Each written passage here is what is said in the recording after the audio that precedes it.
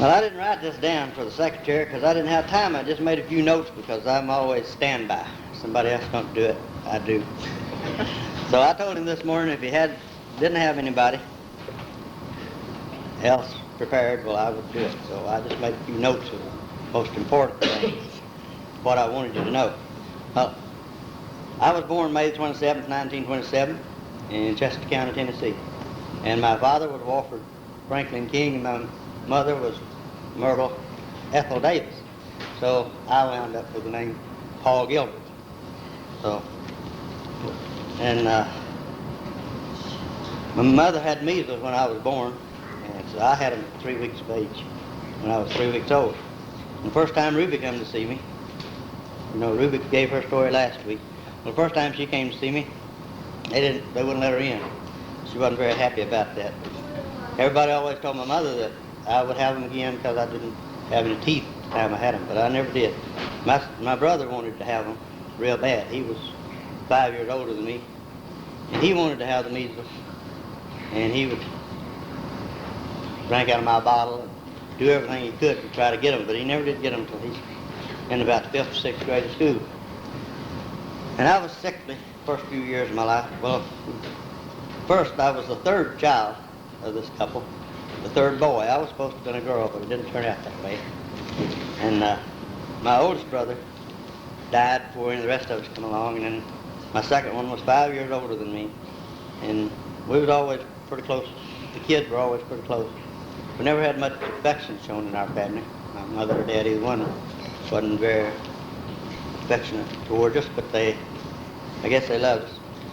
And I was always kind of puny and sick. Then my mother wouldn't let me out of the house because she was afraid I'd get a cold. I had asthma.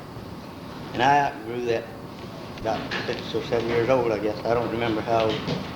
And I've always loved animals, and still do. I think the first one I remember is Ruby was always like a sister to me, like an older sister. But she stayed at our house most of the time when she wasn't in school or on weekends. She usually came. And somebody in the family owned a horse named Jim. I don't remember who the owner was because it was at our house part of the time and at their house part of the time. But I know she rode it. It might have been hers. But I was always glad to see her, and I guess a little gladder to see Jim come, the horse. But one Sunday I remember, or one Saturday, it was raining real hard, and I was down at a neighbor's house, and my mother, didn't want me to get out and get wet. And they bet me a quarter I wouldn't go home through the rain. Well, I went home through the rain, but I never did get my quarter. And one of the first, I don't remember this, but I've been told about it. When I was real small, we heated with a wood stove, in wintertime. Got up one morning and I had to have a drink first thing. And my mother tried to get my clothes on before I went and got a drink, but I wouldn't have that. I wanted a drink right away. So my dad told her to go get me a drink. He was holding me on his lap. So she brought me a drink of water and I drank it. And my dad was sitting there holding me, smoking a pipe.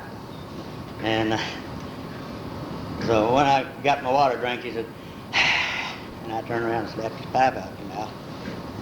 I got away with that, but later I wouldn't have. Well, I started school in the first couple of years of school. I went to school with Eddie Arnold, but he got his schooling before I started. But I went to school, I guess, the same place he did. And we walked about 7 miles to school, and we had a fight every day. Somebody. I didn't have a fight every day, but some of the kids had a fight about every day. And when I was in 3rd grade, we had our Christmas program at school, and one of the boys got one of these big balls that was filled with air, and we heated with wood in the school too, and somebody threw it on the wood stove and it melted. Well, I hadn't touched the ball, but I got blamed for it. Some of the bigger boys kind of wanted to see a fight going on anyway, so they egged it on. We started on the way walking home. Well, he started on to me about the ball, and I told him I hadn't touched the ball. It wasn't me, it's somebody else. But he had one of these fancy dinner buckets with a handle on each end, and I had little half-gallon lard bucket. That was mine dinner bucket. Well, he hit me upside the head with this dinner bucket, and I let him have it with my lard bucket. And I had a pint fruit jar in my lard bucket that I had a speck of peas in. So it left its mark to this day. He's got, I knocked a few teeth out for him and left a scar. He still got it. Take to his grave with him. Well, after school, I didn't get a whipping for that from my dad. I figured I'd really get it when I got home, but he kind of thought it was funny. Now I remember, I told Ruby I was going to tell this when I told my story. She lived close to us. She was married and had some children. Some puppies fell in the well.